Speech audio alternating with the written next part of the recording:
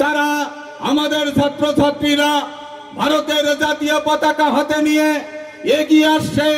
সেই দৃশ্য দেখে পাকিস্তানের ছাত্রছাত্রীরাও ভারতের জাতীয় পতাকা ঘাড়ে নিল আর ভারত মাতা কি জয় স্লোগান দিল। এর নাম মোদি। পাকিস্তানকেও ভারত মাতা কি জয় বলে ছাড়িয়েছে। এর নাম মোদি। 56 ইঞ্চি আলা বুকের পাটা মোদিকেই এবার নির্বাচনে প্রধানমন্ত্রী চাই। তাই আপনারা হাটে বাসে মাঝে শুনবেন যে এবার কে প্রধানমন্ত্রী হবে, না মোদি প্রধানমন্ত্রী হবে। কিন্তু তর্ক বিতর্ক শুরু হয়, কি হয় যে না 400 পাবে না 400 পাবে না, এই নিয়ে তর্ক হয়। কিন্তু একজন অন্ধ, একজন কানাও বলে না যে মোদি প্রধানমন্ত্রী হতে পারবে না। কিন্তু আমাদের ভাঙ্গা মাইক নিয়ে সিপিএম এর বন্ধুরা বলে মোদি নাকি প্রধানমন্ত্রী হতে পারবে না। আরে বাবা, তোমরা 42-এ শূন্য কাটাও আগে, তারপরে দেখবো তোমাদের কত দম। ভাঙ্গা মাইক বাজাচ্ছে সিপিএম। বন্ধুগণ, তাই বলতে চাই, মমতা ব্যানার্জি কথা বলে জনসাধারণকে বিভ্রান্ত করবার চেষ্টা করছে। কুচবিহারের সভায় এসে তিনি আমাদের এমপি প্রার্থী, বর্তমানে স্বরাষ্ট্র প্রতিমন্ত্রী, তাকে পর্যন্ত গালাগালিজ করলেন। আমাদের প্রধানমন্ত্রীকে পর্যন্ত শালা বলে উল্লেখ করলেন। পরেও হয়তো তিনি ক্ষমা চেয়েছেন।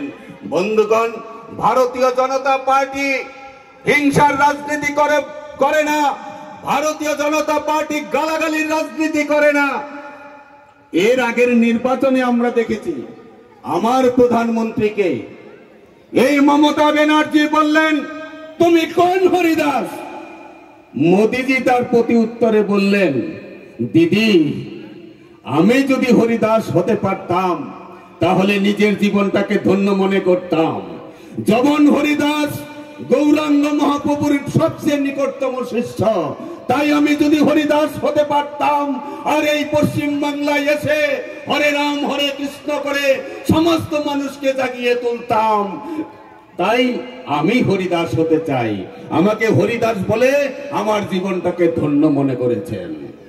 তারপরেও তিনি তাকে কুকুরের সাথেও তুলনা করলেন, বললেন, দিদি, ও দিদি, আমি আপনার ভাই, আমাকে আপনি কুকুর বলেছেন। ঠিকই বলেছেন, ঠিক বলেছেন। কুকুর হলো প্রভু ভক্ত আর আমি হলাম রাষ্ট্রভক্ত। দুইজন একই।